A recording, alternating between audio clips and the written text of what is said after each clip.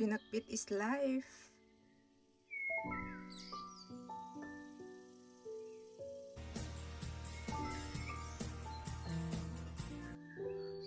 Preparing my pinakbit for the day. So, meron ganito. Alam niyo na ba yun kung ano ito? Ayan.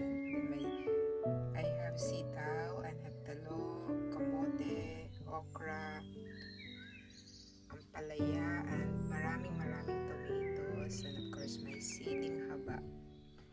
Ayan. Abangan natin. Kasi yung mga gulay kong nabili, hindi talaga siya pang pakbit. Hindi siya pang pakbit Ilocano. But, try natin. And of course, meron na akong ginisang baboy.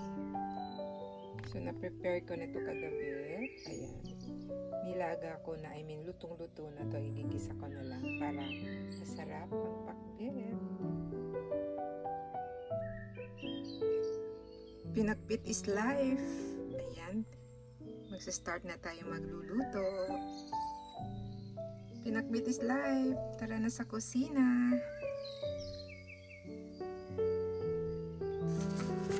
So, para malinis yung gulay, especially sa palengke, binibili or sa grocery, hinuhugasan ko talaga. Nababad ko siya sa salt kasi nakakatakot.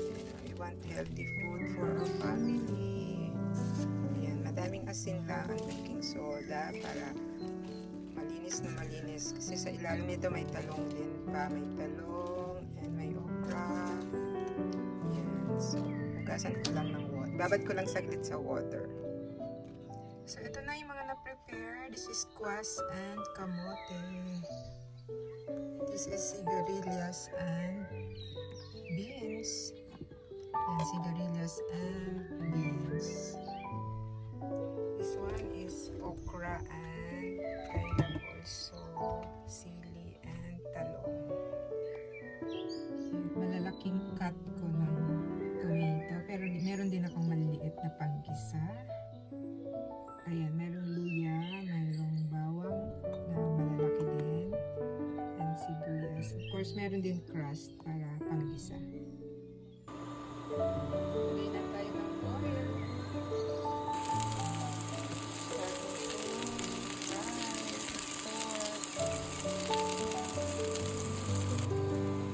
Ito yung panggisa natin, guys.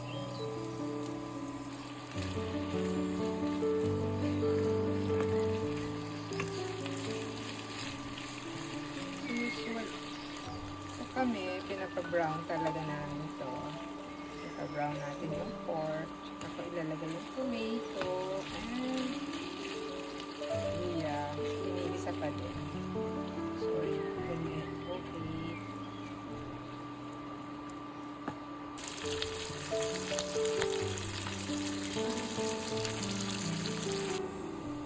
So, sakto na to. Pwede na brown na. Igisa pa natin sa tomato and luya and of course bawang.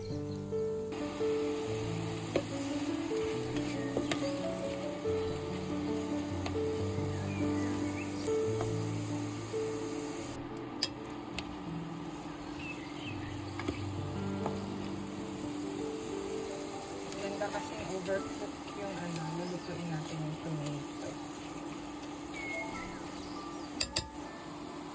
Igigisa na natin ulit ang pork.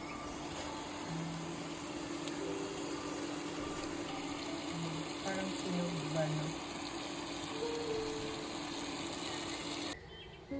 A little of chunok. So, lagay ko muna ang okra. So, next is ampalaya. Ang ganda na ng kulay, oh. Squash and kamote. O, diba punong-puno na? Kasi nilagay ko na yung sitaw and sigarilyas. But wait, lalagay ko pa ang talong. Punong-puno na, nilagay ko na rin yung talong. Kasi hindi ko to gagalawin hanggang niluluto. Mamaya ko na haluin. Abangan! Dahil sa liit ng kaserola, ayan, punong-puno siya. Pero hintayin ko lang bumaba.